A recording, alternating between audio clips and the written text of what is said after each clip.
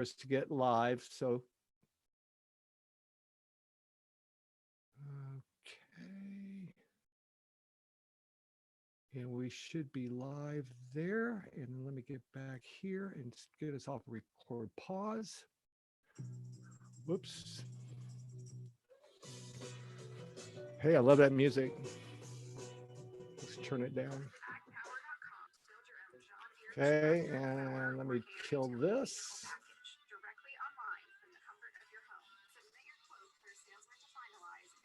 Okay, so we're done there. We're in commercial right now, so I'm going to bring us back. You know, it figures that this is the last time we're getting together, and I finally got this down. Yay! All right, so we are live, everybody. As I was getting ready to ask a few moments ago, so anybody here, show of hands, anybody know what the future holds, knows what's going to happen next? Can anybody got that crystal ball they could look into and go, ooh, this is what's going to happen? I didn't think so, and that's true for all of us. We right now we are living, and I hate the terminology because you're seeing it all the time now. We're living in an uncertain time, but the only way to turn an uncertain time is to start thinking in terms of certainties. What can we do, even though we may not know what's going to happen? What can we still be doing right now to move towards the future? So. Here's what I'd like to do. We're going to break into groups because I just like doing breakout groups. We're going to break into a couple of groups. One group, Ben will be the facilitator, and he is going to facilitate for a 7-minute discussion on where business is going, not weddings. How are you going to be doing business for the next few months? So come up with like 3 different ideas of ways that you can be thinking about moving your business forward over the next 3 months. Three different ideas. Peter and Alan are going to facilitate a 7-minute discussion on weddings. What are weddings going to look like? Come up with 3 ideas of things that you think are going to happen over the next 3 months with weddings, or even maybe the next 6 or 7 months. It doesn't really matter. Then after 7 minutes is up, we're all going to come back and we are going to put all those ideas together and see what happens.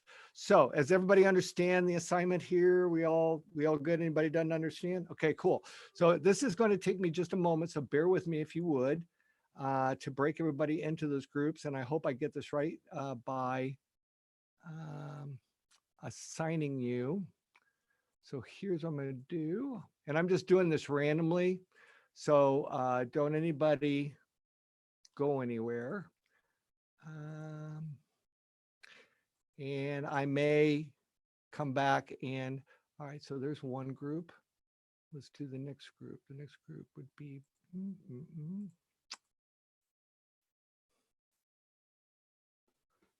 and I think I'm going to have to go back. Okay. And assign. While you do that, Ron, this just came in from our warehouse that we've got a sanitizing kit that came in. So it has a headphone sanitizer, a cloth, and mic sanitizer. So awesome. There's more things you can buy. More things you can buy. All right, so we're going to add these 3 right here. Okay, so I think I have these divided up right. If I screwed up, and Peter and Alan, if you somehow get separated, just go with what we got. So here we go, and you'll get a 1-minute countdown just before the 7 minutes is up. So here we go. And don't forget, you have to accept. Oh yeah, we're breakout room number 1.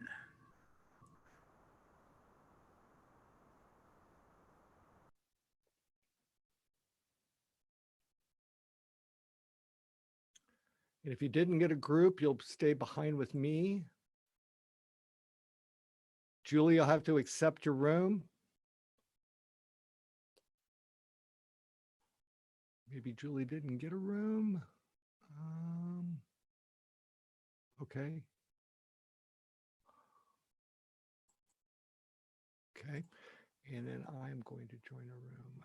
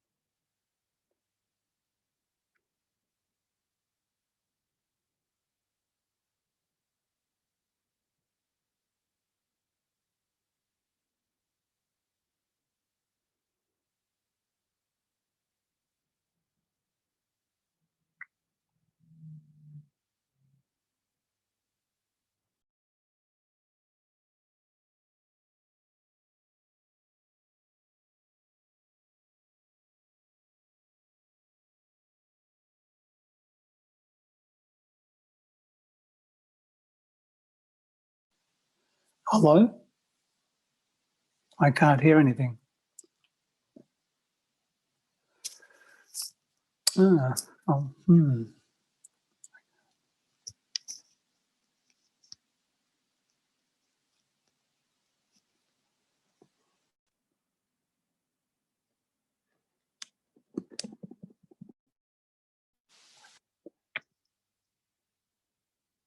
Hmm.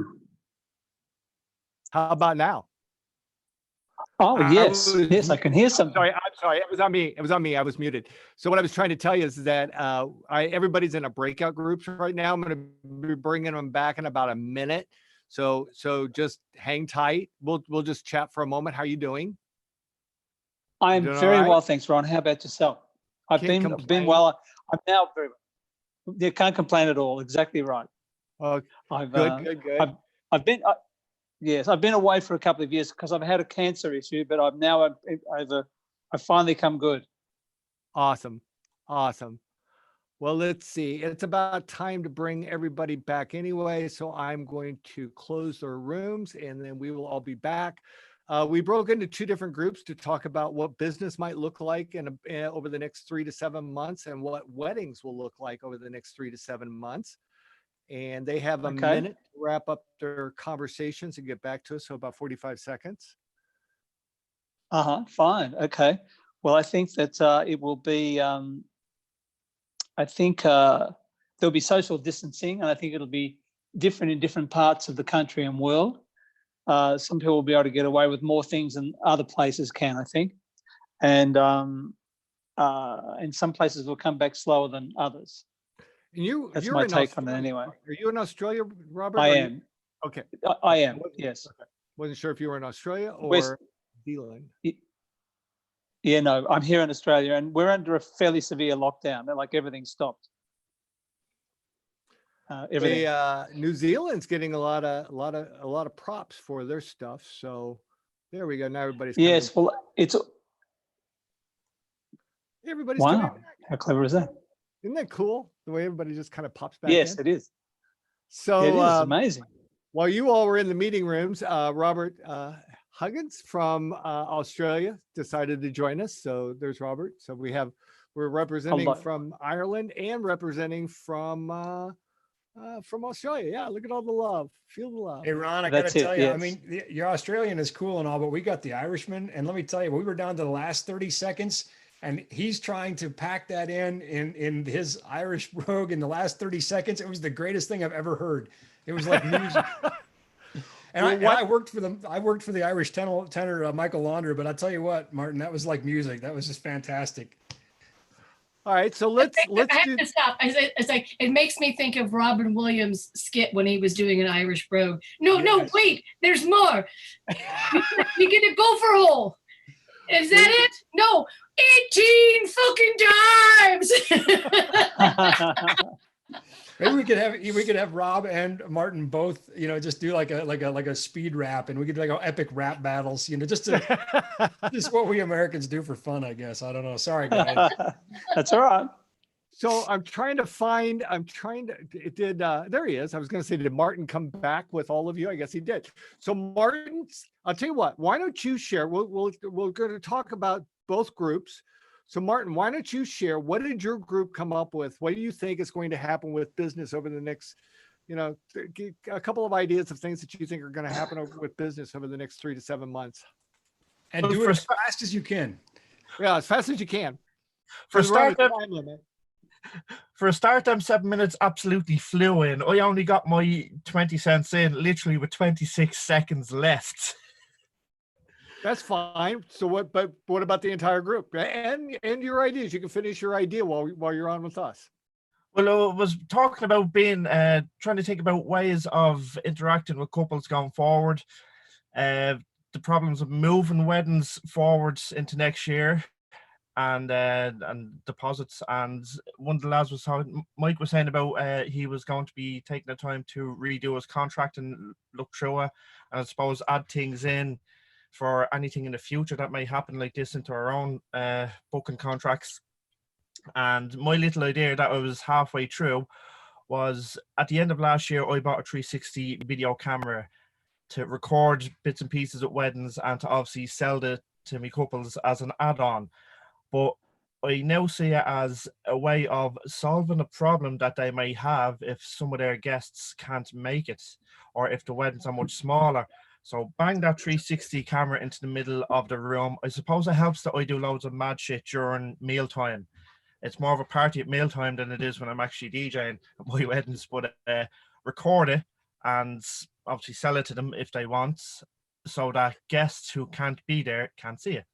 Can you describe a little bit more in detail what does a 360 camera do? Does it sit on a stand and rotate 360 degrees, or? No, it's I just got a heavy base plate with a stand on it. Okay.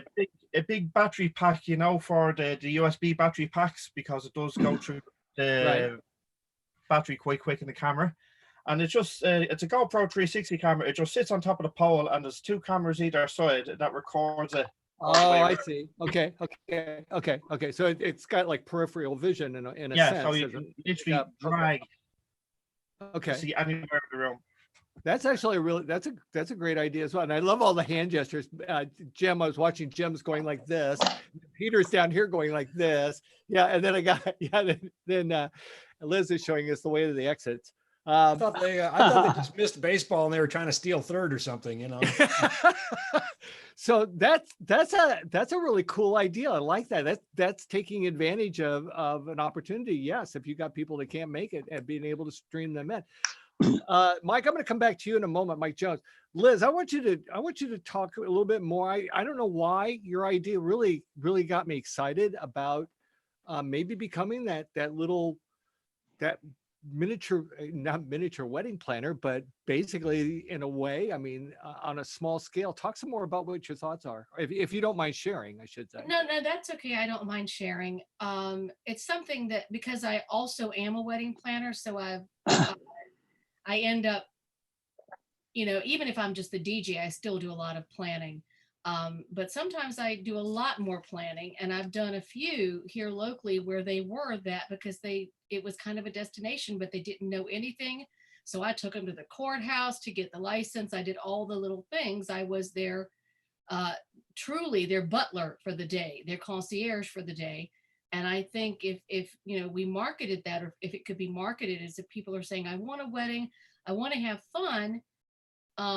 And because of all this skills in my toolbox, I can DJ, I can coordinate, I know the area, I can take, you know, pick up the dress, pick them up from the airport. I can do all of these things to make their life easier. So putting it into a package, and even talking with caterer or restaurant people that I know, depending upon the size of the group, but it would be small. Here, let me, you know, one-stop shop. What culinary feast do you want? And hook them up with that, because some of the nicest restaurants in town that are still open have little private rooms. And so I think making being their little wedding genie that just says, hey, I'm going to let you have it happen. And what other wedding planners can't do, they can't DJ. They can just well, and they can plug in an iPod. I'm gonna throw out an idea. It's not an original. So here in Kansas City, they have something called pop-up weddings, where somebody went out and they bought one of those classic trailers that from like the 50s and 60s. It's not one of the silver ones. It's one of those that's just kind of small. It's got a slope to it.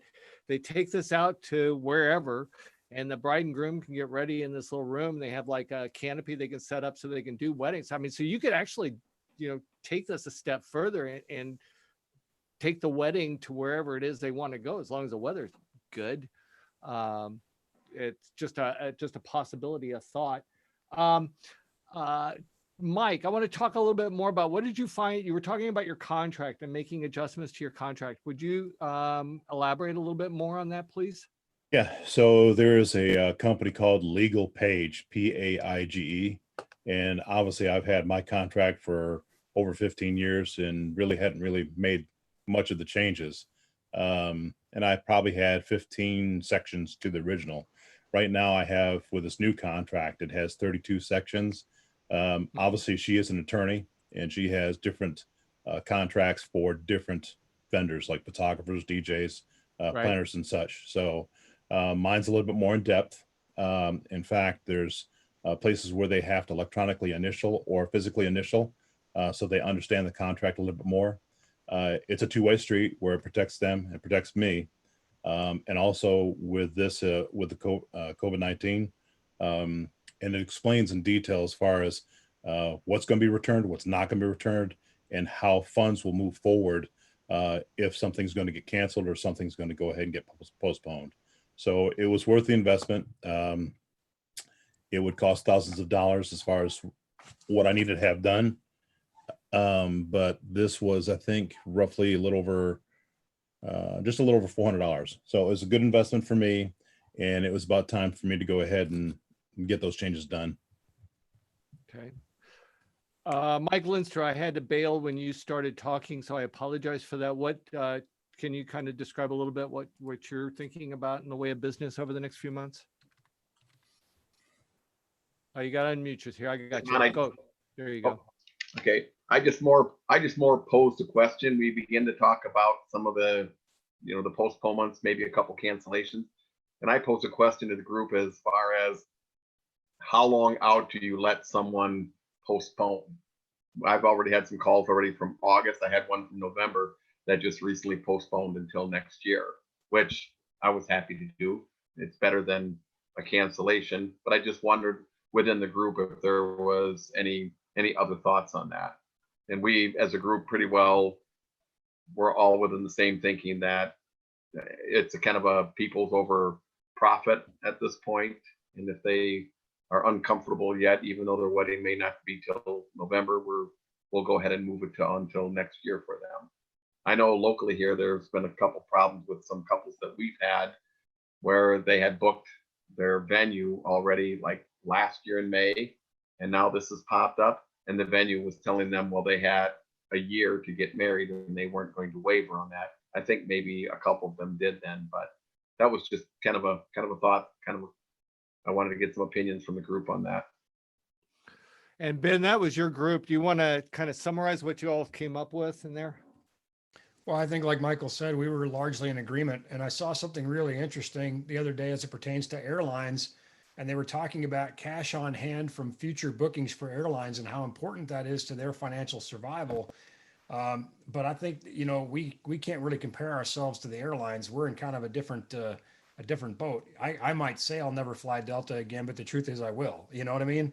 Right. So if I want to leave Bemidji, I'm getting on a Delta plane. And by the way, Delta's been great to me. I don't mean to imply they're not. I'm just making an example because they're the only airline I can fly. So I think this is one of those things where as much as it is painful to see things postpone or cancel, and believe me, I think there's plenty of pain to go around. When you guys hurt, we hurt. So we're all, we're feeling it on our end a big time too. But I think it's one of those things where, you think long term and, number one, what is the right thing to do? And number two, what is the best course of action, conducively for long term? And I think it's to understand that, their reasons are sound, their reasons are valid, and to recognize that and say, if they want to postpone and their event is in November, you're thinking, well, it's May, it's a little premature. But I think that's a thought you should keep to yourself. I think you should just say, well, whatever you want to do, we're here for you, because that goodwill, and, I guess it depends on how important word of mouth is and reputation is to you, but that's what I would do, Yeah. And you also have to think about yourself. I had a conversation with somebody not long ago about, they were telling me that they had a couple that wanted to postpone, I think to like August or something. They just didn't feel like that was going to be far enough out. And my question is, it's not just a matter of what the bride and groom want. How safe do you feel going out? Especially if you have a family at home, how soon are you really willing to commit to go out? So if you're thinking to yourself, you really don't want to go out there until maybe September, then that's on you too. I mean, this isn't just about the bride and groom. You have to think about your own safety as well as the safety of your clientele and the safety of their guests. But I'm like you, Ben. I don't think that it doesn't do any good to try to pontificate on somebody wanting to move. And if they choose to move, then so be it. personally, I believe that we're all scared, and everybody's showing their vulnerability right now. And there isn't one person right now that knows what's going to happen. And so no one is less scared than the person sitting next to you. And if your couples decide they want to move to a different time, then in my opinion, then I don't care if they move 3 times, move them. Yeah. Just because, in the end, nobody is ever going to say, here's, I'll wrap it up with this, and then we'll move into performance. Nobody has ever said that's the greatest contract ever written. Nobody has ever said that. What they've said is that's the greatest individual I've ever worked with. They were so understanding, and they took such great care of us, and they did whatever they could. We know that we were a pain in the neck, but they stood with us, and they held our hand, and they walked us through it. That's what I think about when I think about rescheduling. Yeah, Liz, go ahead. Going along with that note, I think repeating what Ben said, it's like, it is about customer service. We are about customer service, and we have to think about that before we do anything stupid or selfish, because we are in the customer service industry. I did something, and because I felt it was the right thing to do. A person reached out to me whose wedding got canceled the end of April, and they wanted to do it in July. And it just so happened my July 25th bride postponed to next July because she was afraid. Both of these are happening at the same venue. I get a call within 12 hours. Hey, are you available July 25th at Colonial Heritage? I'm like, as a matter of fact, I am now. And when we sat down, first we went through the everything that we do to see if we're a good match on Zoom. And then before we did that, we're less than 5 minutes in. I was like, are you sure? I said, before we get anywhere and before you give me any money, are you sure? July is not that far after our governor has had a stay-at-home order through June 10th in Virginia. Right. And so I'm like, are you sure? Because we don't even need to keep talking unless you're sure about this. Now, I'll help you postpone, but are you sure? I've never started a sales meeting with, are you sure? But I felt like that was the right thing to do, to put that elephant out there and say, we might have to move this because this is kind of close. But even after that, I did get the booking. Yeah. But, you've got to, you have to be understanding of their situation. Right. I want to add something real quick to that, Ron. I'll pick on the airlines for a second, because I don't know if anybody here flies more than I do, but I think everybody who knows me knows that typically I fly a lot. So I think I'm a pretty good customer for the airline. And, and again, I think they're all adapting to how these things work. But the first thing they said when I said, hey, I need to cancel my flights to Vegas for a show that we didn't do in March, they said, well, we'll give you, a credit, you can change your date. And I said, to when? And they said, well, just pick a date. And I said, no, I'm not going to Vegas for fun here. I was going for work. I said, I don't know the date. And they said, well, you can change it one time. And at that point I got a little testy. And so I'm just using this as an example to say, okay, this is how we would feel if we were on the line, put ourselves in our client's shoes. And I said, will you tell me when I can fly to Vegas then? Tell me when I can do this. Tell me when it's going to be okay to have an event, right? So I agree. I think we have to, if they want to postpone it 3 times, yeah, that would get aggravating, but they don't know either, right? Yeah, and like I said, who knows? It may come down to us having to say, you know what, I just don't feel safe going out there. You have to think about that at some point. Are you going to see, depending on what happens, are you willing? Ron, I'm not a lawyer, but no. You have to be ready, willing, and able to provide the services, or you are in breach. Now, Mike's wife might say there's a way that contract can be written, but there's an article that I read this morning that said that when these work at home restrictions are lifted, if employees are recalled to work and refuse, regardless the reason, they are ineligible for unemployment. So now, all of our employees are working from home, so we're trying to take care of our employees. But I'm just saying that legally, you might come out on the short end of the stick on that deal. Yep. All right, so we're going to move to performance. Alan Chitlick, I know you and Peter were doing the performance side, and actually, performance was your idea. You wanted to talk about performance, and last week you're the one that posted, "Hey, I want to talk. Let's talk about performance." So let's talk about or not necessarily performance. Let's talk about weddings. So since I was unable to be in on your group room, I'll let you distribute the conversation to the people that contributed, and let them have a couple of minutes to talk about what you guys came up with.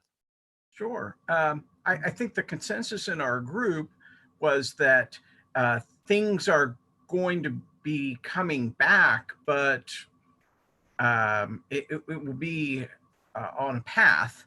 And especially the early weddings that people are allowed to have, we all seem to agree that dancing is unlikely to be the focus of a reception. So people who have skills in general entertainment or are able to make the wedding fun and interesting in some other ways are going to be valuable. Peter advocated for presenting a vision of dancing. Well, I don't mean to speak for Peter. I'll let him talk. But he was an advocate of God, no. letting people see that joy of celebration that we're used Right. to at weddings, so they feel aspirational about that. What else did we talk about? I don't know. Why don't we go ahead while you're looking? Why don't you go ahead, Peter? Why don't you go ahead and jump in and talk about what you were talking about? One of the better suggestions that Alan brought up is that if there is going to be dancing, instead of doing what we would normally do, which is advise people to get a slightly smaller dance floor than they need just to give it that fuller, stronger packed dance floor feel, we might be better off starting to recommend larger dance floors. And we didn't have a chance to mention it while Alan was talking about it, but we could even sell that the same way Oprah does. You get a square, you get a square, you get a square. So everybody gets their own square for dancing. Everybody gets a square. So that could be one way that we sell it. He also brought up that we may be dealing with smaller groups for a while until people feel more comfortable to have larger groups there. And we need to keep in mind when we're talking to our clients that if they do want dancing, if they do want fun, but we're still maintaining some kind of social distancing, a smaller group is always going to be a more challenging job for us. So that means we need to work with them ahead of time to really make sure we got a good game plan to really get everybody engaged and emotionally connected and on board. And that's why upping our game with those emotional connections can help make it a more meaningful event, whether they dance or not. But if they go long on their guest count, does that mean that what happens if somebody says, "I don't have a square to spare"? Then dance by their tables. That's another idea that Alan suggested. That was so much funnier when I was thinking about it than how it came out. It just, I don't know. It helps when you don't script the punchline. That's all right. Yeah, I know. So what else, Alan? You were looking. What else you got? Well, we also talked about the idea of trying to incorporate maybe more Zoom or other technologies so that we can help facilitate couples guests who aren't able to attend feeling a part of it. Jim had suggested that from a catering and table standpoint, we might see 8-person rounds, but have 4 people at them. Those are some of the ideas. I also noticed he had posted, Jim, why don't you jump in and elaborate on this, on your, what you posted in the chat about more 3 to 4 course meals.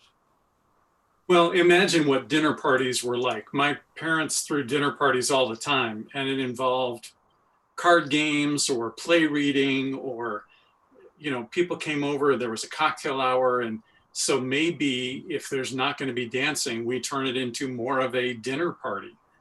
And so if you work with the caterer to say, let's do appetizers, and then I'll do this bride and groom trivia, and then the salad course, and just have the chef space the meal out so that instead of 3 hours of dancing, you have 5 hours of eating and drinking.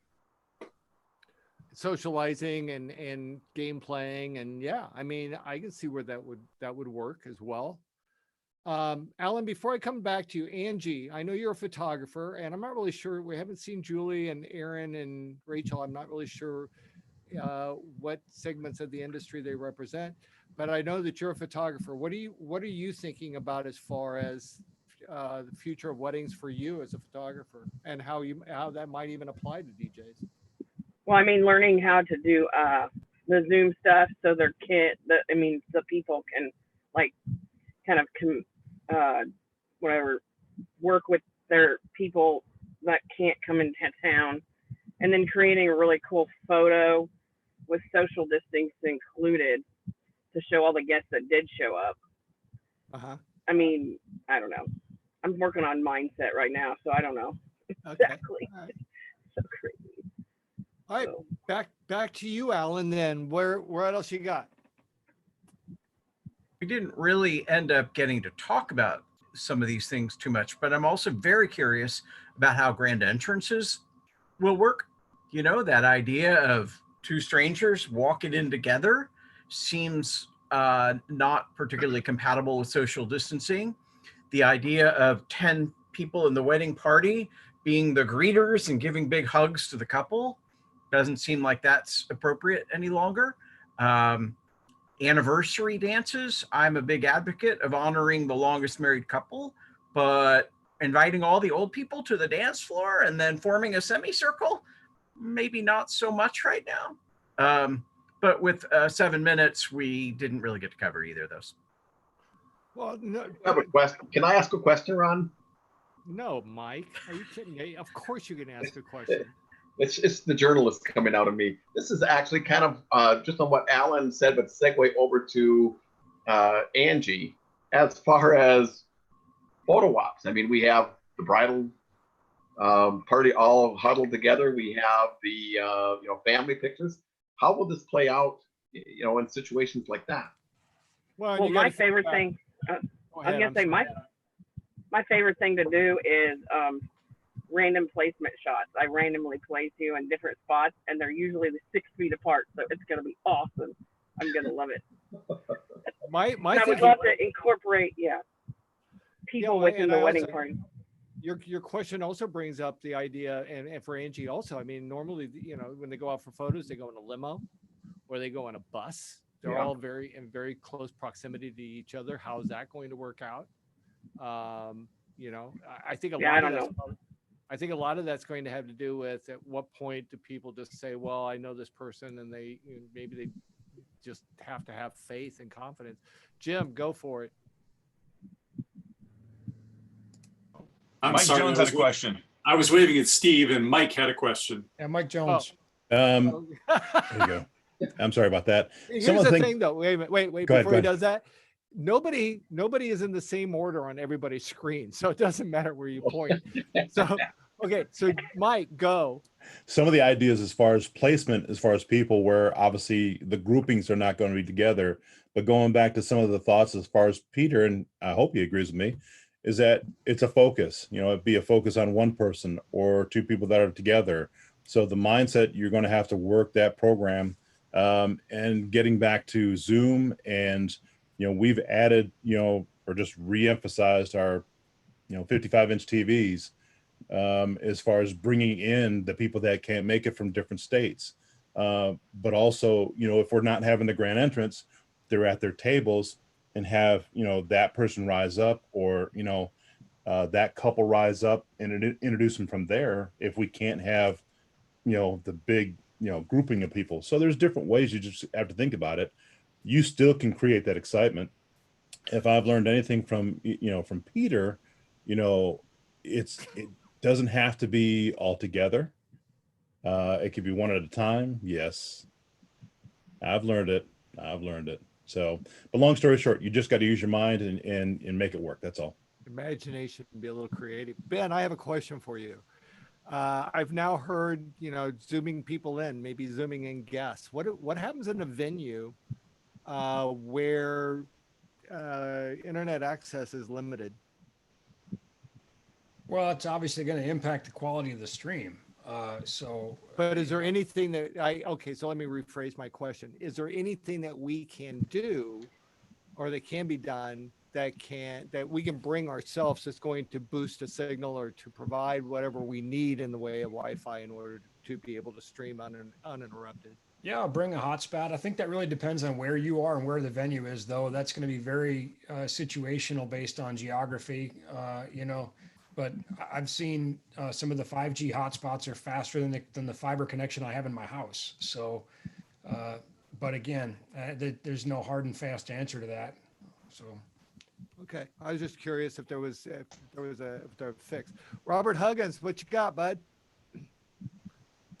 Yeah, look, a couple of things with the anniversary dance. When I've done them, and I don't do them that much, it doesn't have to end up in a dance. You can do it from the table and just get people to stand.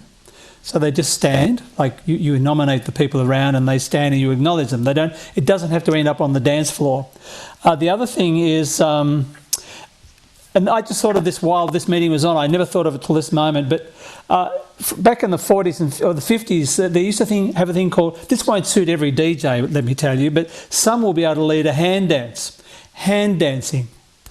And you have one or two, you do a whole song of it. And people would feel like, and so they'll sit at their tables doing a hand dance. You put on the appropriate song. Now, you'll need to be able to lead that, and that won't suit everybody, but I think I've got a couple of ideas around that area. But you could have a whole song doing a hand dance, and that would be fun and funny, I think. The other thing is that I like the idea of tethering. I think that's a great idea to improve Wi-Fi. And the final thing I'll say is, and this is just right off the top, and I throw it in like a brainstorm and it could be shot down, but it could come that we introduce, what would it be like if we were to introduce the idea, I haven't thought this out, just came into my head, that a nurse attends every function and does swabbing for every guest. And so if you prove positive, you're not in. If you've proved negative, you're in. And the function goes ahead. And you pay them $100 an hour or whatever it is, or $50 an hour for a nurse to attend to do those tests. End of story. That's good stuff. Anything that we can do where we're not. Somebody's going to do it. Somebody's going to do the testing thing. That's for sure. They'll give them different colored bracelets, especially if the antibody tests come through, because then those are people who can't catch it anymore. Well, the tests can be quite quick now, or they're getting to be quick. Like within 20 minutes, you can know they're getting very quick tests. Is all I'm trying to say. And guests would turn up an hour ahead of time, or whatever it takes to do a test, 2 hours ahead of time, and every guest is tested as they come through. And the event doesn't start until all the results are through. And then when they're through, those who make it are in, and those who don't go home, or sit in another separate area watching it on Zoom. and then we can pull names out of a hat and announce who's infected and who's not, and then play Red Rover. Absolutely. Yes. Anyway, just a thought. Anyway, I think that if it comes down to testing, which I don't know, because of the liability issue. I mean, I don't know if venues are going to have to, but if it comes down to testing and you want to do it efficiently, you're going to have to watch what Disney is going to be doing, because Disney is already talking about taking the temperature of the guests as they come through the gates. How are they going to do that? I have no earthly idea, especially in Florida in the middle of July. How are you going to know? Yeah, I see it, Greg. So how are you going to know in July if it's a body temperature or if it's a fever temperature? I don't know how they do this, but again, if they're going to be testing temperature in a room or at a venue, the lead's going to be what Disney does. Whatever Disney does, that's where it's going to go. Hey, Ben, yes. Well, so this is a technology that we sell and we offer. And we've been talking with casinos and venues and even workplaces, because we have the thermographic cameras. We're a technology company and we sell surveillance, and many of these are basically AI enabled infrared cameras with a regular camera, so it can identify a face. So for example, it says, okay, this is coffee. I'm going to ignore that. I don't care what temperature the coffee is. This is a face. I want to see what temperature that face is. And it looks at that. And then it does this comparatively. There are lots of different algorithms. Some require black body radiators to have a point of reference.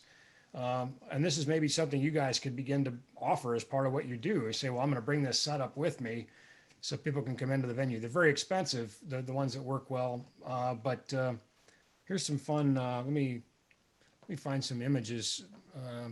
We have one that'll do like 30 people at a time, which is pretty cool. While you're pulling But it up, they're Rob, expensive. They're expensive, but they might be rentable.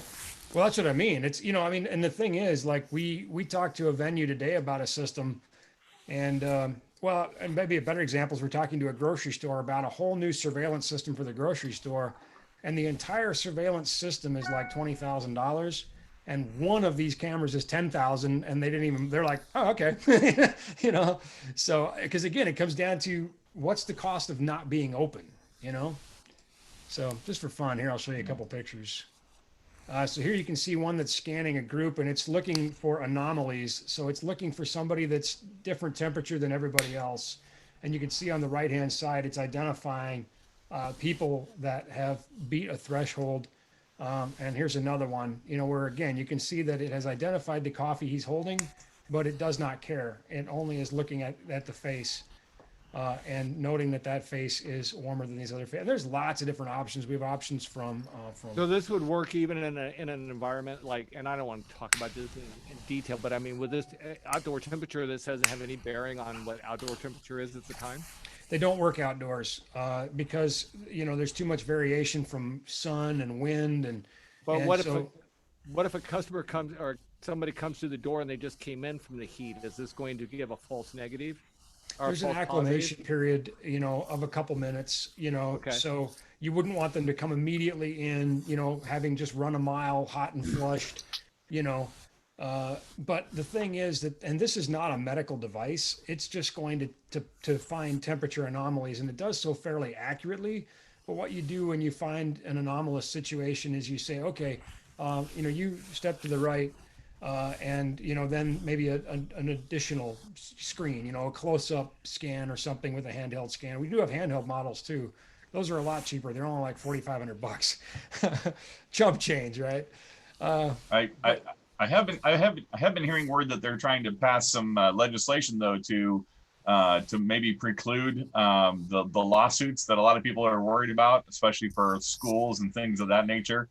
If we can't open schools because they're worried about the first kid who catches this and doesn't have any serious result from it, but catches it and his parents sue, it's going to shut down everything. So that might help loosen things up a little bit too. But I like that tech, and I still can't help but think it'd be a great way to make a game out of it.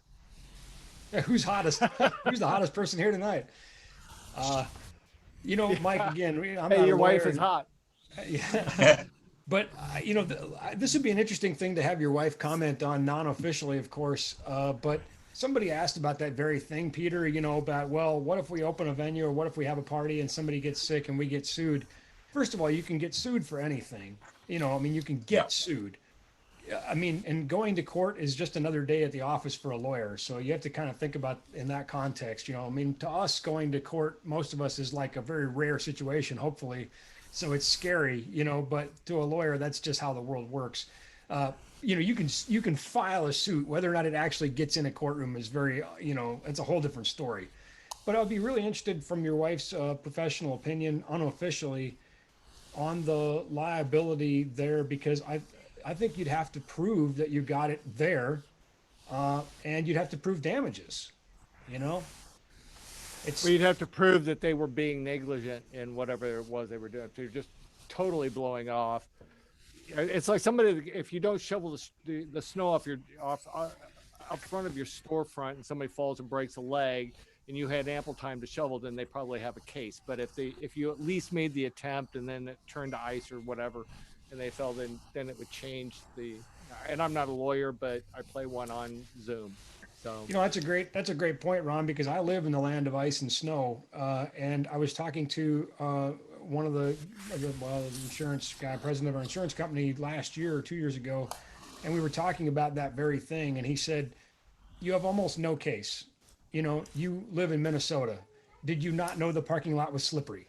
Did you not know ice was slippery?" He said, "We have not paid a claim on a slip or a fall in 10 years."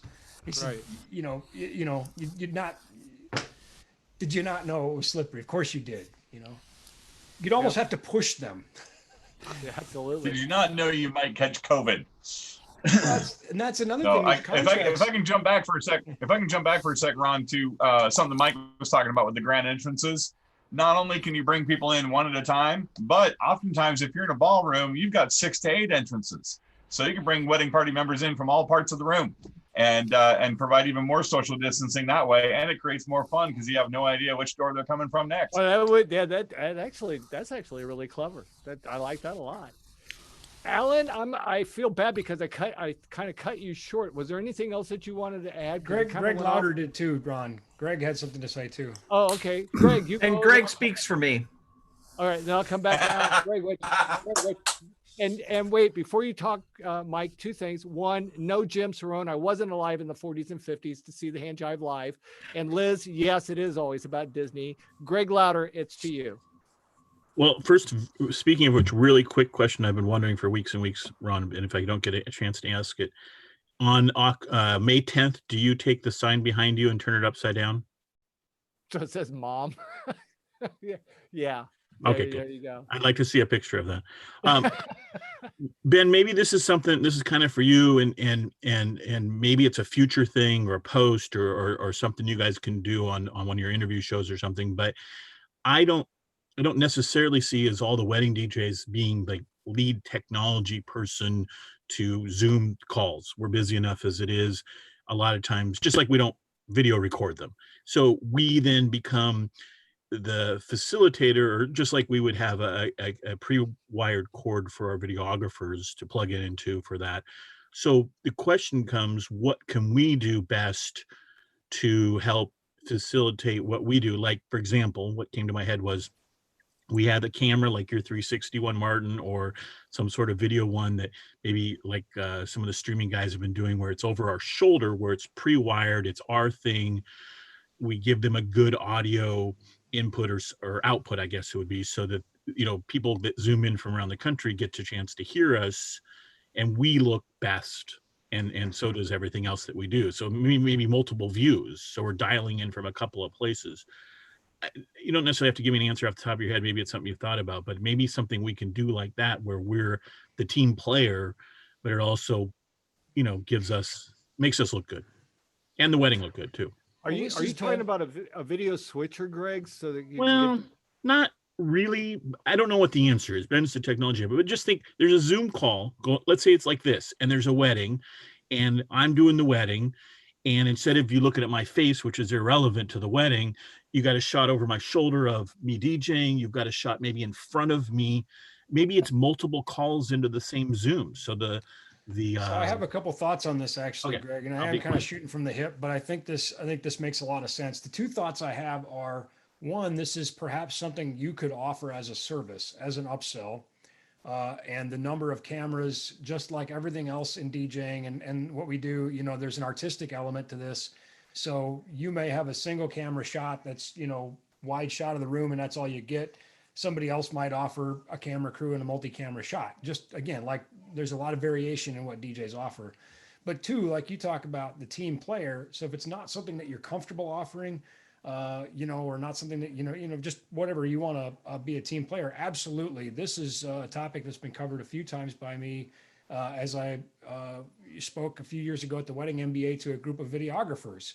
And they sent the touring audio guy in to talk to videographers. And it was really interesting to hear their perspective and to bring in my own. And then, of course, the roots that I have with the DJ industry. And there is a lot of combativeness between those two entities, and I kind of, blew the whistle and said, whoa, time out. We're all working for the same people here. We're all working for the client. And this video is the permanent record. So as an audio guy, I would want the audio to be outstanding. If the video sucks, that's on them, but the audio is going to be great one way or the other. So I would say, no, don't stick a microphone in front of my speaker. Don't, in fact, don't even worry about it. I got you. I'm going to give you a feed. What do you need? And I'm going to control the audio because that's my job. I'm there to provide the audio. So yeah, I think in that same spirit, Greg, that's what I do if a photographer or a videographer is now handling the streaming, and that's their cup of tea. I would say, what do you need? Here's what I can give you, because it's going to make you look good. It's going to make you sound good, and it's going to make the overall product good. And so yeah. Both ways you want to do it, I think you should have a hand in it.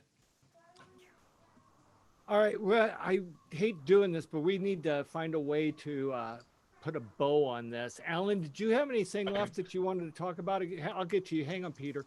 Alan, did you have anything left? No, I would say overall, I feel like we have scratched the surface, and I feel like because this is such unknown, uncharted territory, finding some next step that allows us, those who are interested, to go in more depth would be a good thing. I tried to create a post in Randy Bartlett's group that kind of went a little off the rails, but I think it's appropriate to, keep putting our minds together. Like, I've heard some great ideas here that I hadn't thought through or hadn't thought of.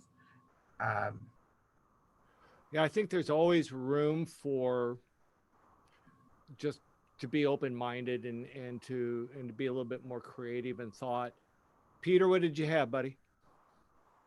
I have a great idea for wrapping this up, Ron. You said this might be our last call, so I want to do something a little fun here.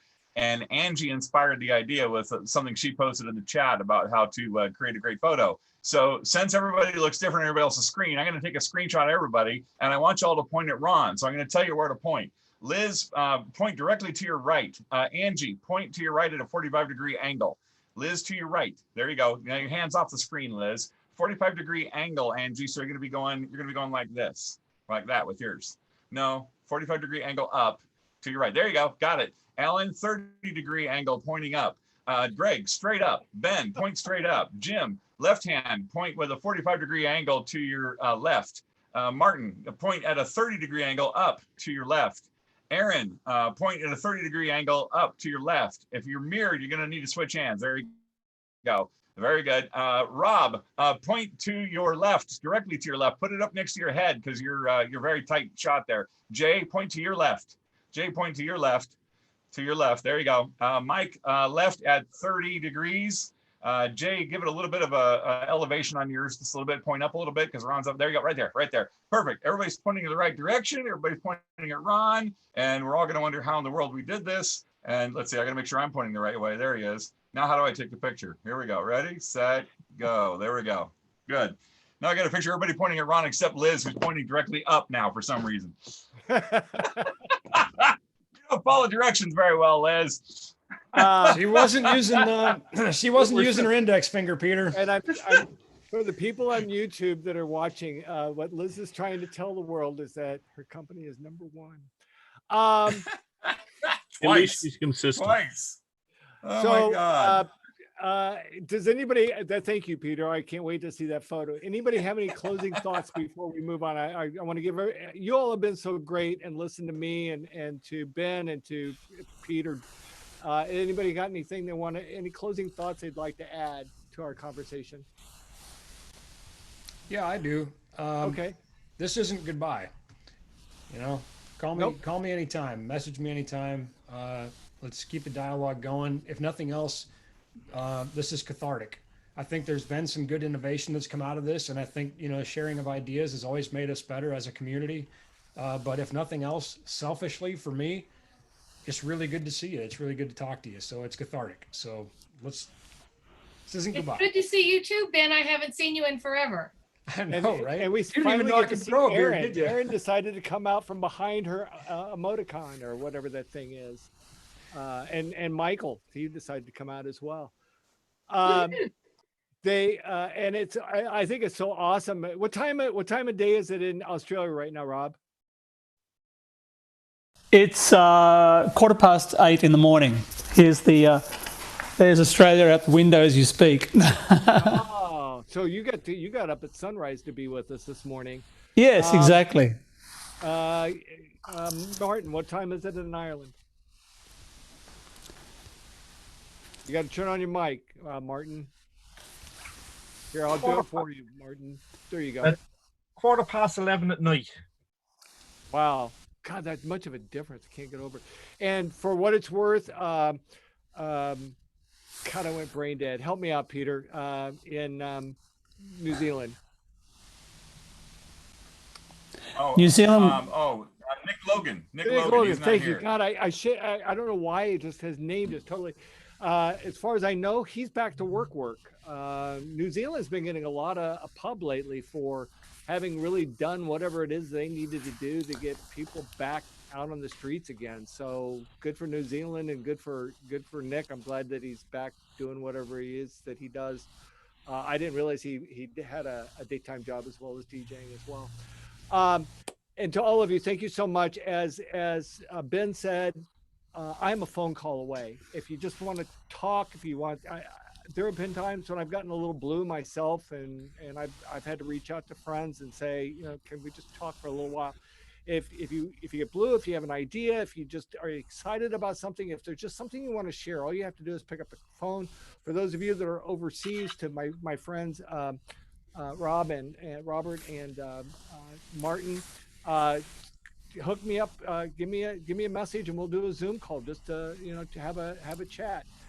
If you want to do a mastermind, that's the next step. And if we do a mastermind, it'd be 2 weeks from today. I'm just going to keep it at the same time, 4 o'clock. If you want to be a part of that, yes, I'm going to ask you to sign up for my newsletter. No, I'm not asking you to sign up so I can sell you anything. I'm just saying that that's the way you're going to know what's happening. The link for my newsletter is at the top of the chat. If it helps you, it's ronruth.com/newsletter. It's real easy. ronruth.com/newsletter. Sign up for my newsletter. You'll be in the loop and you'll be able to get the links for when we do these calls again. Unless somebody else has something to add, I'm going to just thank you all again. Peter? Jay Kasich and Aaron Cook. I'm trying to tag you in the picture I'm about to post. So if we're not friends on Facebook, send me a friend request so I can tag you. I'm getting everybody else. Peter Merry, Merry, as in Mary. I'm pretty easy to find. Yeah, well. And That's what anybody else? And Thank you so much, Ron. Thank you, everyone. It was a pleasure seeing all your faces. And Ben, come back in. We like your technical expertise, so I'm gonna be all over Ben to keep coming back. So we'll see what happens. You know what, Liz? If you can't be handsome, you got to be handy. So you are both, my friend. All right. In that case, hey, just a minute. Hey, honey, did you hear that? I am too handsome. And he does too look like, who are we talking about at the top of the Ashton Kutcher? Yeah, he's got that Ashton Kutcher look as well. Well, we're both from Iowa, so I guess we got that going for us. So bring on the tomato soup and toasted cheese. Yeah, see, now I got to clarify to Michael here real quick, because he's from my old hood in South Dakota. My family's had a century farm there on my mom's side for 6 generations, but I was actually born across the river in Iowa, so I have dual citizenship. So, yeah, I went to high school in South Dakota, but I was born in Iowa. So I just wanted to clarify. I know that's he's probably going, whoa, wait a minute. Yeah, hold on. All right, y'all. Thank you so much. Take Bye, care of yourself. Stay healthy, stay well, stay safe, and we'll see you hopefully in a couple of weeks. Don't forget to sign up for the newsletter, all of you. See you, everybody. Y'all take care. Bye.